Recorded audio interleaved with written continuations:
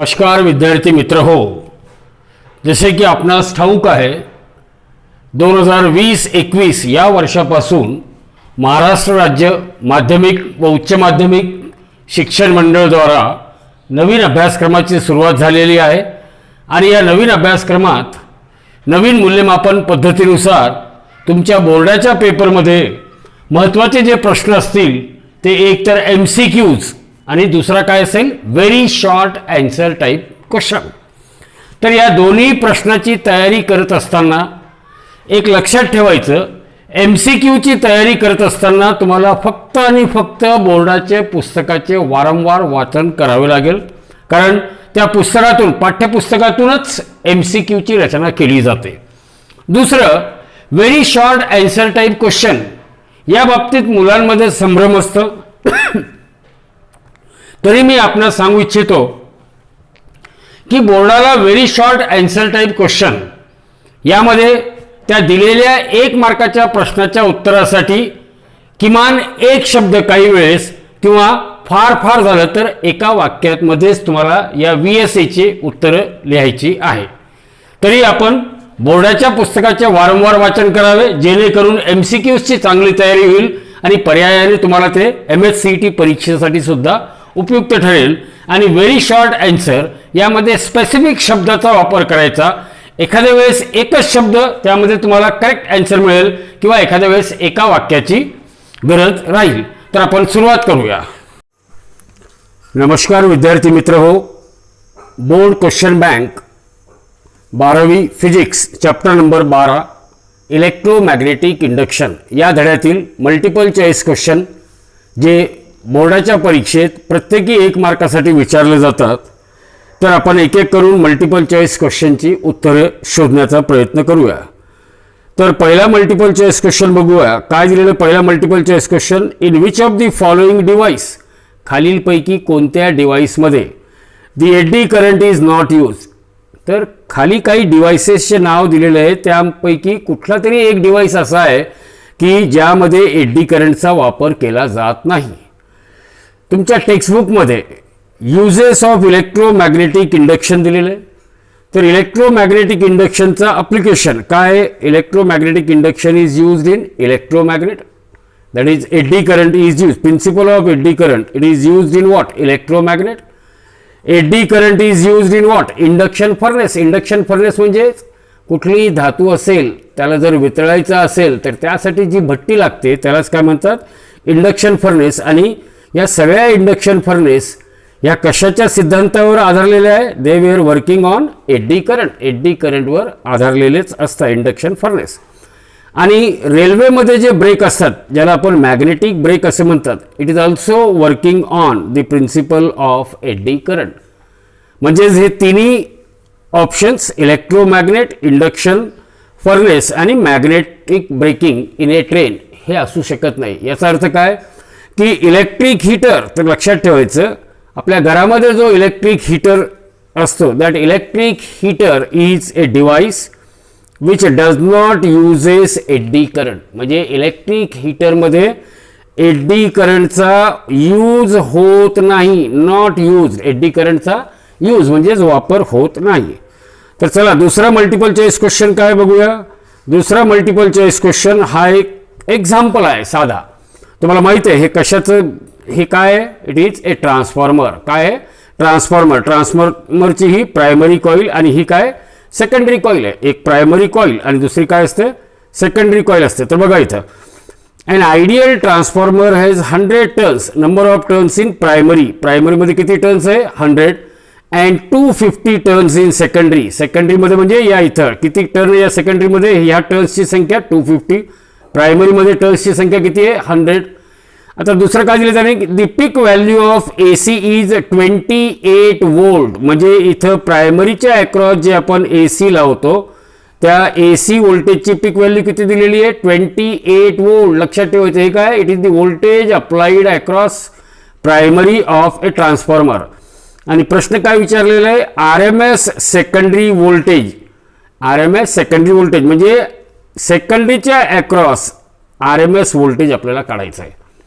तर ट्रान्सफॉर्मरच्या बाबतीत आपल्याला माहित आहे की ट्रान्सफॉर्मरमध्ये as far as transformer is concern we know we are having this type of relation, that is ratio of EMF applied across primary म्हणजेच EP to the EMF which we are getting across secondary, that is ES. So EP upon ES is equal to NP upon NS. कारण EMF across primary is directly proportional to number of turns in primary. EMF across secondary is directly proportional to number of turns in secondary.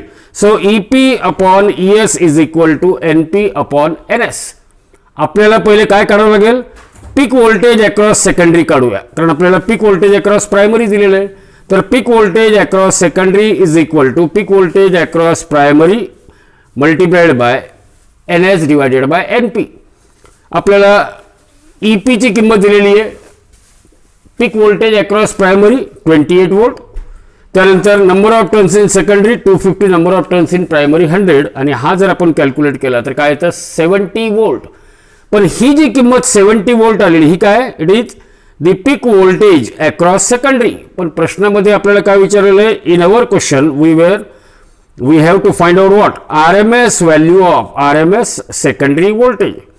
पण आपल्याला काय माहित झालं इथं की पीक voltage across secondary माहित झालं. पीक व्होल्टेज अक्रॉस सेकंडरी किती आलं 70 volt, and we know the relationship between RMS voltage and peak voltage. ERMS is equal to E peak upon √2. ERMS equal to what E peak upon √2 म्हणजेच E0 upon √2 घेतो आपण, that is 70 by √2 and that comes to be 50 volt. तर दुसऱ्या multiple choice क्वेश्चनचा correct option किंवा correct answer काय असेल, C, that is 50 volt. काय C, that is 50 volt. Now look at the third question. तिसरा प्रश्न बघा, काय तिसरा प्रश्न, the role of inductance is, सगळ्याला माहिती आहे role of inductance is similar to that of what inertia, कारण energy half I omega square and half LI square, half I omega square energy stored. So the role of inductance is equivalent to inertia. The role of inductance is equivalent to inertia. चौथा multiple choice question बघूया. The energy stored in 50 millihenry inductor. Inductor म्हणजेच L. The energy stored in 50 millihenry inductor carrying a current of carrying a current of काय दिलेलं, carrying a current of, the energy stored in 50 millihenry carrying a current of 50 into what, carrying a current of 4 ampere, carrying a current of what 4 ampere. तर energy stored in an inductor which carries current I, काय formula असतं energy stored in इंडक्टरचा, U is equal to half L into I square. इथे इंडक्टरची किंमत दिलेली आहे 50 milli henry, तर हाफ इंटू 50 इंटू, आता 50 मिली हेनरी आहे, मिली हेनरीला आपण हेनरीमध्ये कन्वर्ट करायचं तर काय करावं लागेल, into 10 to the power -3. Carrying a current of what 4 ampere, carrying a current of what 4 ampere, तर I स्क्वेअर म्हणजे 4 स्क्वेअर, तर half into 50 into 10 to the power -3 into 4 square, याला जर आपण सिम्प्लिफाय केलं तर फायनल आन्सर काय येतं 0.4 जूल. तर चौथ्या मल्टिपल चॉईस क्वेश्चनचा करेक्ट आन्सर आहे 0.4 जूल. पाचव्या मल्टिपल चॉईस क्वेश्चनकडे बघूया. काय आहे, in the expression E equal to -d∅dt, the negative sign indicate, Lenz law वरून आपल्याला निगेटिव्ह साइनचा मीनिंग माहित आहे. What negative sign indicates, negative sign indicates that the induced EMF opposes the change in magnetic flux. E is induced EMF, d∅dt is what, change in magnetic flux. So what negative sign indicate, according to Lenz's law, negative sign will indicate the induced EMF opposes the change in magnetic flux. Induced EMF opposes the change in magnetic flux. तर पाचवा multiple choice क्वेश्चनचा correct option आहे बी, that is the induced EMF opposes change in magnetic flux. सहावा multiple choice question आपण बघूया. काय सहावा multiple choice question, yes here, two pure inductor each of self inductance L, they are connected in series. Series म्हणजे एकाच्या बाजूला एक असं लावलेलं आहे L and L. लक्षात ठेवायचं, when inductors are connected in series then there will be an addition of inductor. म्हणजे resultant inductance of series combination is sum of inductor in series. So L plus L, that is equal to 2L. So the correct option for sixth multiple choice question is 2L. तर काय लक्षात ठेवणार विद्यार्थी मित्रांनो, की जेव्हा दोन coil किंवा दोन इंडक्टर हे एकानंतर एक जोडलेले म्हणजे ते सिरीज मध्ये जोडले असतील तर त्या सिरीज कॉम्बिनेशनचा इफेक्टिव्ह इंडक्टन्स हा नेहमी काय असेल, त्या दोन्ही इंडक्टरची बेरीज. इथे दोन्ही इंडक्टरचा इंडक्टन्स L आणि L असं दिलं म्हणजे L अधिक L बरोबर 2L. म्हणून 6व्या मल्टिपल चॉईस क्वेश्चनचा करेक्ट ऑप्शन किंवा करेक्ट ऑप्शन काय असेल 2L. काय असेल 2L. 7वा मल्टिपल चॉईस क्वेश्चन बघूया. काय 7वा multiple choice question, a magnet is moved towards a coil. First काय, magnet is moved towards a coil quickly and then magnet is moved towards the coil slowly. तर तुम्ही हा coil magnet experiment, हा जो coil magnet experiment आहे, तुम्हाला electromagnetic induction या धड्याच्या सुरुवातीलाच फॅराडेज कॉइल मॅग्नेट एक्सपेरिमेंट याचं आपण विस्तृत वर्णन बघितलं. जर हा मॅग्नेट कॉइलच्या जवळ क्विकली मूव्ह केलं तर काय होईल, when magnet is moved quickly towards the coil, it means magnetic flux associated with coil changes quickly. म्हणजेच d phi by dt ची किंमत जास्त, म्हणजेच EMF induced will be larger when magnet is moved towards the coil quickly, means galvanometer shows large deflection. आणि जर second केस मध्ये काय, when magnet is moved towards the coil slowly, जर हा मॅग्नेट फार स्लोली कॉइलच्या जवळ आणला then the magnetic flux associated with coil changes slowly, means rate of change of magnetic flux d phi by dt is very small, means EMF induced in a coil is small, means pointer of galvanometer shows smaller deflection. तर मॅग्नेटला जर quickly coil कडे move केलं तर गॅल्व्हनोमीटरचा deflection हा काय असतो, larger असतो.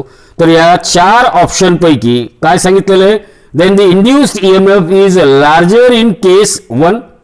larger in what, case 1. बाकीचे ऑप्शन नाहीये. तर 7व्या मल्टिपल चॉईस क्वेश्चनचा करेक्ट ऑप्शन झाला A, larger in case 1. larger in what, case 1. आता या धड्याच्या दुसऱ्या प्रकारचे जे प्रश्न परीक्षेत विचारले जातात त्याला म्हणतात व्हेरी शॉर्ट आन्सर, VSA. हे सुद्धा प्रत्येकी 1 मार्कासाठी प्रश्न विचारला जातो. तर very short answer type question मध्ये एक एक करून, पहिला प्रश्न काय, याच्यात जास्त करून काय असतात, नेहमी व्याख्या असते किंवा एखाद्या लॉचं स्टेटमेंट असतं.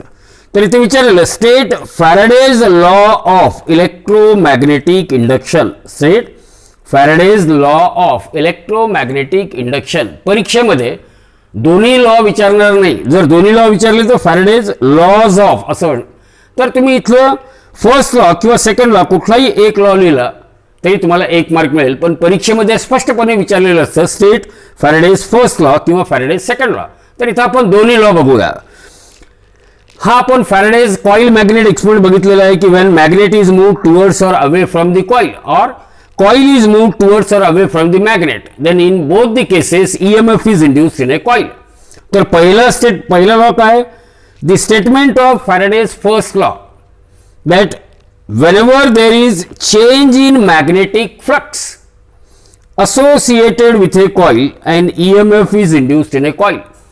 Whenever there is change in magnetic flux associated with coil and EMF is induced in a coil. म्हणजे ज्यावेळेस magnet is moved towards the coil or away from the coil or coil is moved towards the magnet or away from the magnet, then in all these cases there is change in magnetic flux associated with coil and EMF is induced in a coil, that is pointer of galvanometer shows deflection.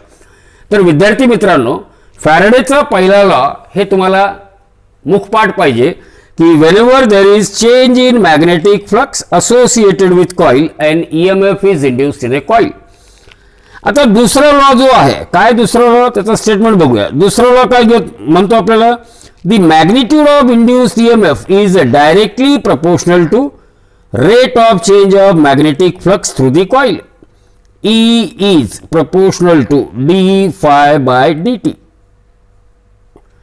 Magnitude of काय सांगितलं, magnitude of induced EMF, हा झाला magnitude of induced EMF, is directly proportional to what, rate of change of magnetic flux through the coil, d phi by d t. हे काय, rate of change of magnetic flux through the coil. तर हे झाले फॅरेडेचे दोन्ही law. आता दुसरा प्रश्न बघूया. काय दुसरा प्रश्न, state the mathematical relationship between the number of turns in the primary coil to the secondary coil in step up transformer. State the mathematical relationship between number of turns in primary coil to the secondary coil in step up transformer. तर आता step up transformer मध्ये काय अपेक्षित आहे, number of turns in secondary coil should be greater than that of number of turns in primary coil. एकच शब्द काय, in step up transformer number of turns in secondary coil is more और greater than number of turns in primary coil. NS is greater than NP. हे जर step down ट्रान्सफॉर्मरच्या बाबतीत विचारलं तर काय सांगता येईल, in step down transformer number of turns in secondary is less than the number of turns in primary. प्रश्न दोन्ही पद्धतीने विचारला जाऊ शकतो. हाच प्रश्न, state the mathematical relation between number of turns in primary coil to the secondary coil in step down transformer. तर हा रिलेशन उलटा होईल, number of turns in secondary is less than number of turns in काय येईल, primary. तिसऱ्या प्रश्नाकडे वळूया आपण. काय तिसरा प्रश्न, state the condition at which we can say that two coils kept close to each other, they are perfectly coupled with each other. तर आता कंडिशन जी आहे, coefficient of coupling K, m is equal to K into under root of L1 L2. तर coefficient of coupling K ही जर 1 असेल, if coefficient of coupling K is equal to 1, म्हणजे एकच शब्द आहे, coefficient of coupling K is equal to 1, then the two coils kept close to each other, they are said to be perfectly coupled with each other. तर दोन coil एकमेकांना perfectly coupled आहे. हे केव्हा म्हणता येईल आपल्याला, ज्या वेळेस कोइफिशियंट ऑफ कपलिंग K ची किंमत एक्झॅक्टली इक्वल टू काय असेल, 1, त्यावेळेसच आपण दोन कॉइल हे परफेक्टली कपल्ड आहे असं आपल्याला सांगता येईल. नेक्स्ट प्रश्न, चौथा प्रश्न बघूया. State Lenz law. काय Lenz law, Faraday's first law gives the cause responsible for production of induced EMF. फॅरेडेचा पहिला लॉ आपल्याला EMF इंड्यूस होण्यासाठी काय कारणीभूत आहे याची माहिती देतो. फॅरेडेचा दुसरा लॉ आपल्याला इंड्यूस झालेल्या EMFचा मॅग्निट्यूड हा rate of change of magnetic फ्लक्सवर अवलंबून आहे हे सांगतो. तर Lenz law that gives us the direction of induced EMF. आणि लेन्झ लॉचं स्टेटमेंट काय की the direction of induced current in a circuit, त्या सर्किटमध्ये इंड्यूस झालेल्या करंटचा direction, the direction of induced current in a circuit is such that the magnetic field produce by that induce current, त्या induce करंटने जो magnetic field produce केलेला आहे तो कसा असेल, will opposes the change in magnetic flux that induces the current. तर तो magnetic field, it will opposes the magnetic flux which produces or which induces that current, and the direction of induced EMF is same as that of direction of what, induced current. तर statement आहे Lenz लॉचं statement simple आहे. काय statement आहे की direction of induced current कसा असेल, नेहमी direction of induced current in a circuit is such that the magnetic field produced by that induced current will opposes the change in magnetic flux that induces the current. फार simple, एका मार्कासाठी Lenz law विचारलेला आहे. चौथा प्रश्न बघूया आपण. चौथा प्रश्न, पाचवा प्रश्न. काय पाचवा प्रश्न, पुन्हा एक प्रॉब्लेम आहे. A pair of adjacent coil, a pair of adjacent coil has coefficient of mutual inductance 1.5 Henry.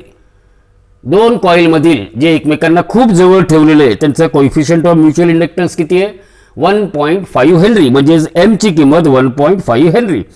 If the current in one coil varies from 0 to 20 ampere, जर त्या दोन कॉईल जवळच्या दोन कॉईलपैकी एका कॉईलमधून फ्लो होणारा करंट, या करंटमध्ये किती व्हेरिएशन आहे 0 to 20 एम्पियर, म्हणजे DI change in current it is equal to 20.